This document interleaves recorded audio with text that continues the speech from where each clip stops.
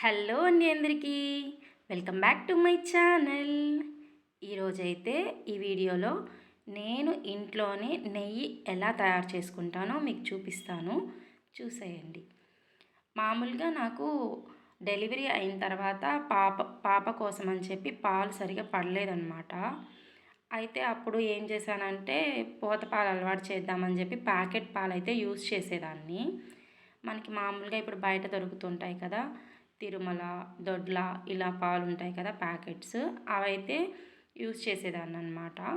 అవి వాడుతుంటుంటే ఏమయ్యేదంటే నాకు పాలు కాగబెట్టిన తర్వాత మళ్ళీ కాసేటప్పుడు విరిగిపోవడం స్టార్ట్ అయ్యాయి.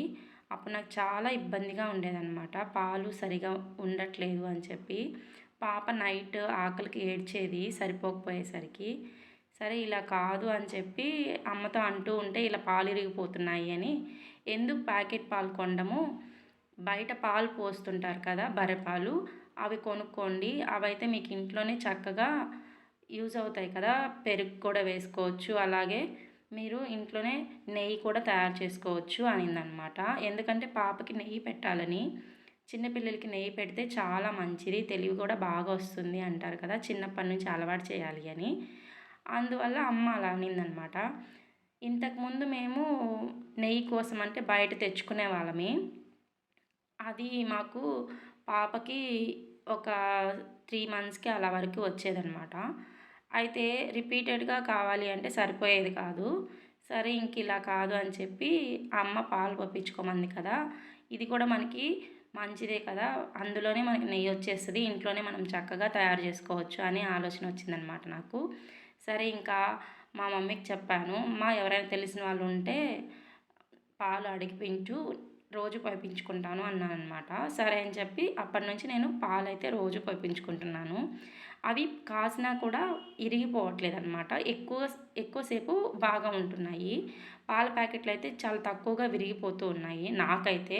మీరు కూడా పాల ప్యాకెట్స్ యూజ్ చేస్తూ ఉంటే మీకు కూడా ఇలాగే ఉందా? నాకైతే కామెంట్ సెక్షన్లో కామెంట్ చేయండి మర్చిపోకుండా. అయితే నేను ఎలా నెయ్యి ప్రిపేర్ చేసుకుంటానంటే, నేను ప్రతిరోజు కాదు, అంటే డే బై డే మజ్జిగ అయితే తోడు పెట్టుకుంటానమాట. పెరుగు వేసుకొని మజ్జిగ చక్కగా చిలికి అందులో నుంచి వెన్న తీసుకుంటాను. ఆ వెన్నని నేను డైలీ స్టోర్ చేసుకుంటాను, ఫ్రిడ్జ్లోనే పెడతాను, బయట పెడితే పాడైపోతుంది, అందువల్ల ఫ్రిడ్జ్లోనే పెట్టుకుంటాను అనమాట. ఫ్రిడ్జ్లో పెట్టుకొని అంటే నాకు బాక్స్ ఫుల్ అయిపోతే నెయ్యి అనేది నేను కాచి పెట్టుకుంటాను. అయితే ఈరోజు నాకైతే ఆ బాక్స్ ఫిల్ అయిపోయి ఇంకా ఎక్స్ట్రా కూడా కొంచెం వచ్చింది. అందువల్ల ఈరోజైతే నేను నెయ్యి కాచుకుందామని చెప్పి మొత్తం అయితే తీసానమాట. చూస్తున్నారు కదా మీరే, బాక్స్ ఫుల్ ఉండిపోయింది, అలాగే ఇంకొంచెం కూడా వచ్చింది. అయితే ఈ నెయ్యి కాసేటప్పుడు మనము కొంచెం కరివేపాకు అలాగే మునగాకు వేసుకుంటే మనకి మంచి అరోమా వస్తుందన్నమాట. నెయ్యి బాగా కాగుతుంది, నెయ్యి మనకి తొందరగా పాడైపోదు. అందువలన ఈ కరివేపాకు అలాగే మునగాకు అయితే మనం నెయ్యి కాసేటప్పుడు, అంటే మనము పొయ్యి మీద పెట్టగానే వెన్న కరిగేలోపు వేయకూడదు. ఈ కరివేపాకు అలాగే మునగాకు నెయ్యి బాగా కరగడం స్టార్ట్ అయిన తర్వాత పైన మనకి ఆ తెల్ల తెల్లగా ఉంటుంది కదా, అది మొత్తం అది దానికదే మనకి నెయ్యిలో కరిగిపోతుంది. ఆ ఫోమ్ మొత్తం పోయిన తర్వాత మనకి నెయ్యి అనేది రెడ్డిష్ కలర్కి టర్న్ అవ్వడం అయితే స్టార్ట్ అవుతుంది. ఆ స్టేజ్లో మనము ఈ కరివేపాకు అలాగే మునగాకు ఇలా నీట్గా చక్కగా క్లీన్ చేసుకొని అందులో వేసుకోవాలి. మనం ఎక్కువ కూడా వేయనవసరం లేదు. మీ నెయ్యి క్వాంటిటీని బట్టి ఒక రెమ్మ లేదా 2 రెమ్మల కరివేపాకు అలాగే ఒక రెమ్మ లేదా 2 రెమ్మల మునగాకు వేసుకుంటే సరిపోతుందన్నమాట. చూస్తున్నారు కదా ఇలా మనకి ఫోమ్ ఎలా ఫామ్ అయిందో నెయ్యిలో. మనకి నెయ్యి అనేది కొంచెం కొంచెంగా రెడ్ కలర్కి టర్న్ అవుతూ వస్తుందన్నమాట. ఆ స్టేజ్లో మనము క్లీన్ చేసి పెట్టుకున్న మునగాకు అలాగే కరివేపాకు నెయ్యిలో వేసేయాలి. అప్పుడు ఏంటంటే మనం క్లీన్ చేస్తాం కాబట్టి అందులో కొంచెం వాటర్ డ్రాప్స్ ఉంటాయి. ఆ స్టేజ్లో వేసామంటే మనకి వాటర్ కూడా బాగా అందులో మొత్తం కలిసిపోయి మొత్తం వాటర్ అంతా ఇంకిపోతుందన్నమాట. ఆ వేడికి. ఆ స్టేజ్లో వేసామంటే మనకి నెయ్యి అనేది వాటర్ని అబ్జర్వ్ చేసేసుకొని నీట్గా క్లీన్ చేసేస్తుంది. లేదంటే మనం లేటుగా వేసాము అంటే మనకి ఆ వాటర్ అనేది ఆ నెయ్యిలో ఉండిపోతే మనకి తొందరగా బూజు పట్టిపోవడం లేదా నెయ్యి పాడైపోవడం ఇలా అవుతుందన్నమాట. అందువల్ల మనము మరీ ఫస్ట్ కాకుండా అలాగే లాస్ట్ కాకుండా మధ్యలో మాత్రమే ఈ కరివేపాకు అలాగే మునగాకు అనేది నెయ్యిలో వేసుకోవాలి.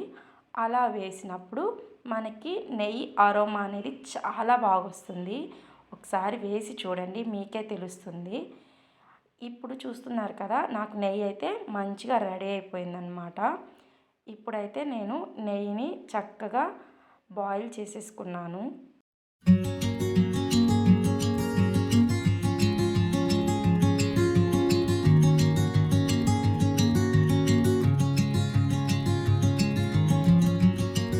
చూసారా, మనకి నెయ్యి అయితే రెడీ అయిపోయింది.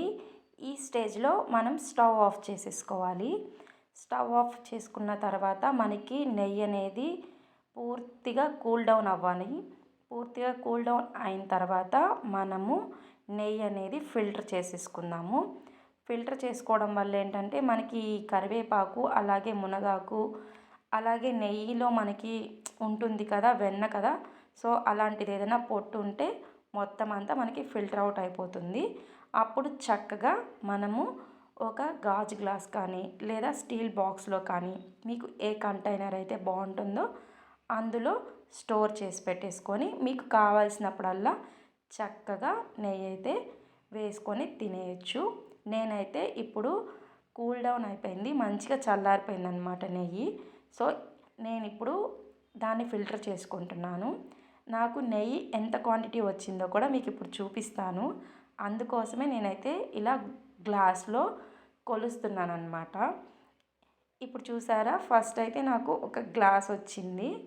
మళ్ళీ ఫిల్టర్ అవుట్ చేస్తే నాకు ఇంకొక గ్లాస్ కూడా పడిందనమాట. అంటే ఒక హాఫ్ కేజీ వరకు అయితే నాకు నెయ్యి అనేది వచ్చింది. మనం బయట కొనాలంటే చాలా కాస్ట్ అవుతుంది కదా నెయ్యి. అలా కాకుండా ఇలా ఇంట్లోనే చక్కగా మనం హోమ్ మేడ్గా నెయ్యి అయితే ప్రిపేర్ చేసుకోవచ్చు.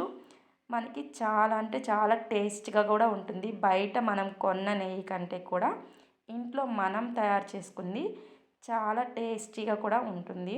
ఇప్పుడైతే నెయ్యి నేను ఒక స్టీల్ బాక్స్లో అయితే స్టోర్ చేసుకుంటున్నాను అనమాట. మీరు కూడా ఇలాగే ఇంట్లోనే మీ చేతులతో నెయ్యి తయారు చేసుకొని తినండి, చాలా బాగుంటుంది. ఒకసారి ట్రై చేయండి. అరోమా అయితే చాలా బాగుంది.